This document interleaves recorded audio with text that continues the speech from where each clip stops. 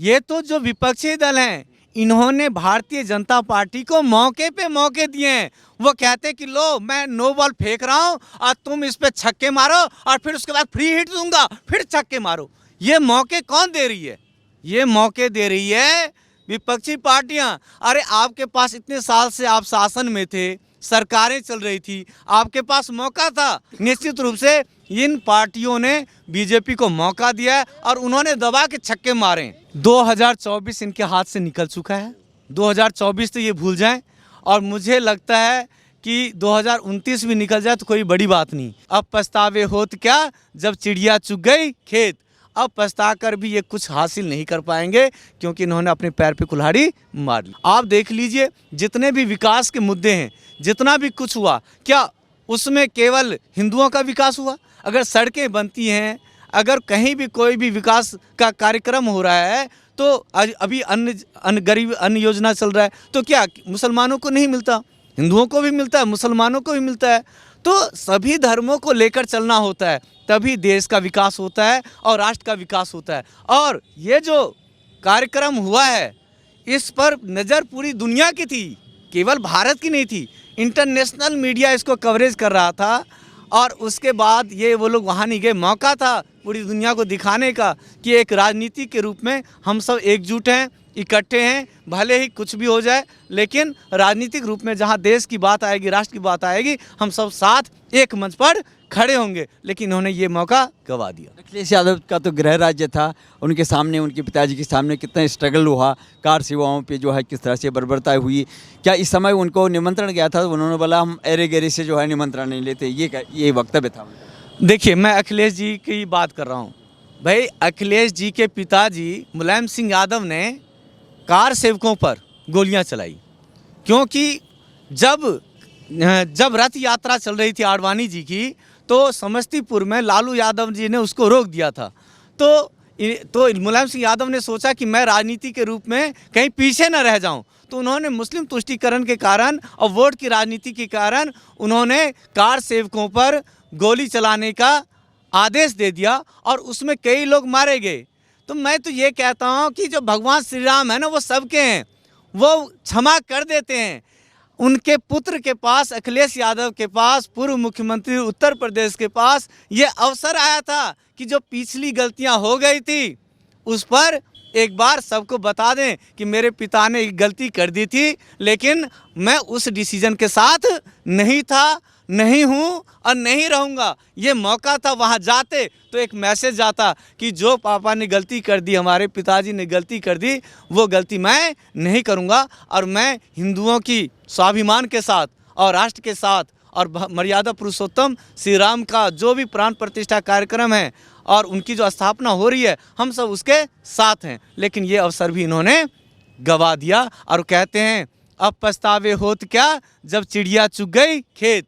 अब पछता कर भी ये कुछ हासिल नहीं कर पाएंगे क्योंकि इन्होंने अपने पैर पे कुल्हाड़ी मार ली। राहुल गांधी जो है अपनी भारत जोड़ो न्याय यात्रा में असम में डटे हुए हैं कि उनको एक मंदिर में जो है प्रवेश नहीं मिल रहा क्योंकि कानूनी व्यवस्था की इस तरह से सिचुएशन है। वहाँ पे वो प्रशासन से जो है धरने पे बैठे हुए हैं कि मुझे मंदिर में जाने का जो है परमिशन नहीं दिया जाए, लेकिन यहाँ तो उनको निमंत्रण दिया गया था, यहाँ क्यों नहीं जाते हैं?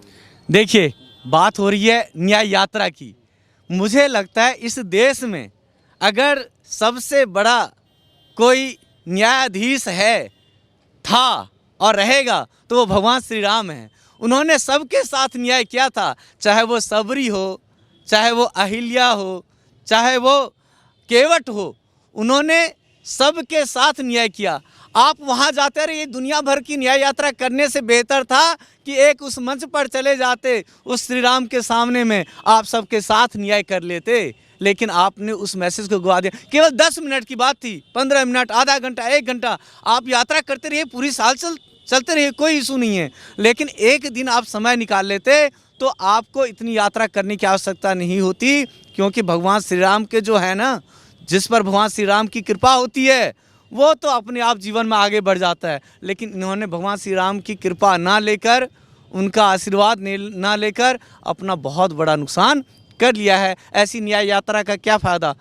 जो 80% हिंदुओं की जन भावना को नहीं समझ पाता हो, इससे पता चलता है कि ये क्या न्याय करेंगे। इसका मतलब हिंदुओं के प्रति इनके अंदर, इनके मन में द्वेष है, तभी तो ये वहाँ नहीं गए। पूरे देश में जो है जय श्री राम का उद्घोष था। ये पश्चिम बंगाल की मुख्यमंत्री ममता बनर्जी जो है सद्भावना यात्रा में व्यस्त थी और उनको जो है आपने देखा होगा जय श्री राम से जो है बड़ी चिढ़ है। क्यों भाई मुझे तो समझ में नहीं आता, और मैं तो कहता हूँ कि इस देश की जो जनता है वो कितनी बड़ी मूर्ख है। खासकर पश्चिम बंगाल की मैं बात कर रहा हूँ कि जिस राज्य की वो मुख्यमंत्री हैं, उस राज्य की जो मुख्यमंत्री हैं, मुख्यमंत्री होने के बावजूद वहाँ तो हिंदू भी रहते हैं, मुस्लिम भी, सिख भी, ईसाई भी, सभी धर्मों के लोग रहते हैं। लेकिन आपको जैसे जय श्री राम बोला जाता है तो आप उससे नाराज़ हो जाते हो। ये तो बहुत ही दुखद है। आपको तो बल्कि भगवान श्री राम के प्रति आदर और सम्मान होना चाहिए, और सभी धर्मों का आप सद्भावना यात्रा निकाल रहे हो। लेकिन ऐसी कौन सी सद्भावना यात्रा है जिसमें बाकी तो सभी धर्म हैं लेकिन हिंदू नहीं है? ऐसी कौन सी सद्भावना यात्रा है? वो होता है जो सबको साथ लेकर चलता है। मैं तो एक बात और कहता हूँ, देखिए ये लोग अक्सर राजनीति करते हैं, अक्सर कहते हैं कि जो भारतीय जनता पार्टी है वह सांप्रदायिक है। ये बात होती है कि ये कम्युनल हैं, हम सेकुलर हैं। मुझे तो लगता है कि सबसे बड़े कम्युनल ये विपक्षी पार्टियां हैं, क्योंकि इन्होंने एक धर्म के लोगों को बिल्कुल साइड कर दिया है और उनके किसी भी कार्यक्रम में, किसी भी सम्मान में ये शामिल नहीं होते। ये तो आप सेकुलर कैसे होते हो? सेकुलर तो वो है ना जो सभी धर्मों को साथ लेकर चलता है, लेकिन आप सभी धर्मों को साथ लेकर नहीं चल रहे हो। इसीलिए मेरे विचार से ये जितनी भी पार्टियां हैं ये सेकुलर कहने के लिए हैं। बस इनकी नज़र में सेकुलर का मतलब बस ये होता है कि मुसलमानों के साथ रहो। अब मुझे समझ नहीं आ रहा है, इतनी सारी पार्टियाँ, इतने सारे दल, उसमें इतने सारे नेता, और सभी को 20% ही वोट चाहिए। तो भैया रे 20% वोट के लिए इतनी मारा मारी करनी है, कितने % वोट बांटोगे आप? और 80% कहाँ जाएगा? उस 80% को आपने दरकिनार कर दिया। तो ऐसे आप जनता का दिल नहीं जीत पाओगे। आपको जनता में जाने के लिए परसेप्शन, मैंने पहले भी आपके चैनल पर आया हूँ तो मैंने कहा है कि राजनीति परसेप्शन की चीज़ होती है। ये परसेप्शन बनाने में बिल्कुल नाकामयाब हुए हैं, कहीं भी ये परसेप्शन नहीं बना पा रहे। और आप देखिए आचार्य प्रमोद कृष्णन जैसा जो कांग्रेस के इतने बड़े समर्थक थे, हमेशा बीजेपी के खिलाफ बोलते थे, आज वो भी इस मुद्दे पर कांग्रेस के खिलाफ मुखर हो गए। अब बोले कि ये कैसी पार्टी है जो हमारे भगवान श्री राम की नहीं है। अरे जो भगवान श्री राम की नहीं वो हमारे देश का नहीं, हमारे राष्ट्र का नहीं, वो किसी का नहीं हो सकता।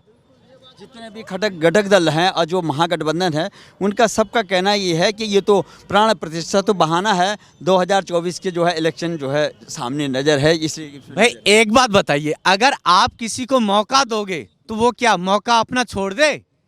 ये तो जो विपक्षी दल हैं इन्होंने भारतीय जनता पार्टी को मौके पे मौके दिए हैं। वो कहते हैं कि लो मैं नो बॉल फेंक रहा हूँ और तुम इस पे छक्के मारो और फिर उसके बाद फ्री हिट दूंगा, फिर छक्के मारो। ये मौके कौन दे रही है? ये मौके दे रही है विपक्षी पार्टियां। अरे आपके पास इतने साल से आप शासन में थे, सरकारें चल रही थी, आपके पास मौका था, आप राम मंदिर के कार्यक्रम, कई बार ये लोग कहते हैं सुप्रीम कोर्ट ने आदेश दिया। अरे भाई सुप्रीम कोर्ट पहले भी तो आदेश दे सकती थी, लेकिन क्यों नहीं हुआ? क्योंकि सुप्रीम कोर्ट में तरीके से पैरवी नहीं होती थी। जो सरकार के जो वकील थे वो सही से पहुंचते नहीं थे, सही से काम नहीं करते थे। इस सरकार ने अपने 10 साल के कार्यकाल में दुनिया भर के डॉक्यूमेंट्स सबको लाकर खड़ा कर दिया, अपने सारे वकील को खड़े कर दिए, बोला कि भैया जल्दी से जल्दी इस मामले को निपटाओ क्योंकि हमें भगवान श्री राम को टेंट से बाहर निकालना है। और क्रेडिट कैसे नहीं लेंगे भाई, उनकी सरकार में हुआ है। जब आपकी सरकार में कोई चीज़ होती है तो आप भी तो क्रेडिट लेते हो। आप कहते हो कि राजीव गांधी ने ताला खुलवाया था तो आपने ताला खुलवाने का क्रेडिट लिया। लेकिन बीजेपी तो मंदिर बनवा रही है तो मंदिर बनवाने का क्रेडिट नहीं लेगी क्या? ये कहना तो आसान है कि सुप्रीम कोर्ट के आदेश से बन रहा है, लेकिन ये तो बताओ कि सुप्रीम कोर्ट का आदेश कब आया और उसके लिए जो पैरवी है वो कितनी तेज़ी से हुई है। नहीं तो ये तो अभी 20-50 साल और लटका रहता। सोचिए कि इमाम हिंद, हमारे देश के गौरव, हमारे राष्ट्र पुरुष, हमारे मर्यादा पुरुषोत्तम राम का मंदिर 500 वर्षों के बाद हम सबको नसीब हो रहा है। इससे ज़्यादा दुख और चिंता की विषय क्या होगी कि जिस देश में 80% आबादी हिंदुओं की हो, वहाँ पर मंदिर को बनने में इतना अधिक समय लग गया। निश्चित रूप से इन पार्टियों ने बीजेपी को मौका दिया है और उन्होंने दबा के छक्के मारे। तो 2024 में क्या होने वाला है? अभी सामने जो है लोकसभा चुनाव है। 2024 इनके हाथ से निकल चुका है। 2024 तो ये भूल जाएं और मुझे लगता है कि 2029 भी निकल जाए तो कोई बड़ी बात नहीं, क्योंकि मैं ऐसा मानता हूँ कि मोदी जी के बाद जिस तरह से योगी जी कार्य कर रहे हैं, इनके लिए चुनौती बहुत बड़ी होने वाली है। सबसे बड़ी समस्या है इनके यहाँ पार्टी में नेता नहीं है, नेता है ही नहीं। इन्होंने कोई बदलाव नहीं किए। जो अच्छे नेता थे, बढ़िया नेता थे, सब इनकी पार्टी को छोड़कर जा रहे हैं, क्योंकि ये अपने पार्टी में सम्मान नहीं दे रहे हैं। और सभी पार्टी से जो नेता निकलते गए उसका एक बड़ा कारण ये रहा क्योंकि इन्होंने हमेशा ऐसा कार्ड खेला है जो हिंदुओं के खिलाफ रहा है। जनभावना है उसको आपने एक्सेप्ट नहीं किया।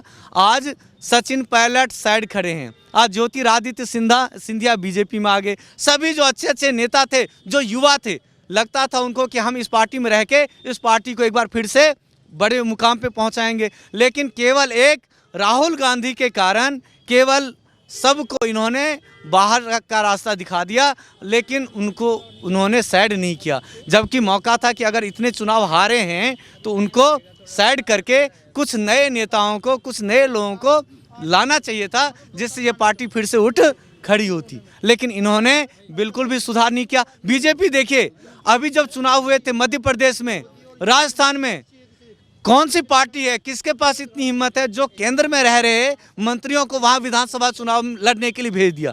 और सभी ने ये कह के कि हम एक बीजेपी के कार्यकर्ता हैं, कोई बात नहीं, हम जाएंगे लोकसभा से विधानसभा का चुनाव लड़के, और आज वो लोग राज्य में मंत्री बने हैं। तो जिसके मन में देश का विकास होता है, राज्य का विकास होता है, वो ये नहीं देखता कि मुझे केंद्र में आना है कि राज्य में आना है। उनके वो एक कार्यकर्ता के रूप में अपनी पार्टी को मजबूत करते हैं। आज किसी ने भी नरेंद्र मोदी के खिलाफ बगावत नहीं की। जिसको जहां से सीट मिली, जहां भेजा गया, वहां गए और उन्होंने लड़ा। इसीलिए तो ये पार्टी दिन ब दिन और मजबूत होती जा रही है। और फिर जिसके ऊपर भगवान श्री राम की कृपा हो, उसको तो कोई कुछ कर ही नहीं सकता, कोई कुछ बिगाड़ ही नहीं सकता।